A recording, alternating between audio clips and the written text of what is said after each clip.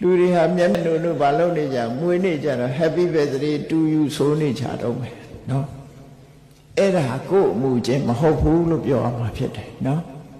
ကိုယ်စကားမဟုတ်ဘူး Happy birthday to you Happy New Year လို့လည်းអော်လိုက်ကြသေးတယ်ပြောနော်သို့တော်လည်းဒီအမှုချင်းဟာဘယ်ကနေစလာတော့ဆိုလွတ်လပ်ရေးဆုံးရှုံးတဲ့အချိန်ကစအဲ့ဒီကနေစတယ်အဲ့ဒါကောင်းတာလားလို့ဆိုမကောင်းဘူး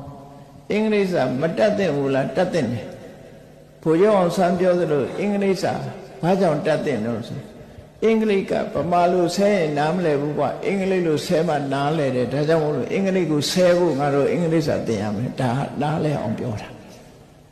နားလည်အောင်ပြောအဲ့တော့ရည်ရွယ်ချက်ကဘာတော့ဆိုရင်သူတို့ဘာတွေလုပ်တယ်ဘာတွေရေးထားတယ်သူတို့အကြောင်းကိုသိအောင်အင်္ဂလိပ်လိုသင်သင့်တယ်အင်္ဂလိပ်လိုတွေမဟုတ်ဘူးတခြားဘာသာစကားတွေလည်းသင်သင့်တယ်ရည်ရွယ်ချက်ကအမျက်တနိုးထားဖို့သင်တာမဟုတ်ဘူးဒီကနေ့ခေတ်မှာမြန်မာမိသားစုတွေတောင်မှအင်္ဂလိပ်စာတတ်မှဒီလူရဝင်နေဆိုပြီးဒီကနေ့ခေတ်မှာတော့ international ကျောင်းတွေထားတယ်ဗမာစကားမပြောတတ်ခင်အမေဖေခေါ်ရယုံလေးကလေးလေးတွေကိုမာသာဖာသာလောက်ပလိုက်တယ်နော်တတိတို့မာမီတို့ဖြစ်ကုန်တယ်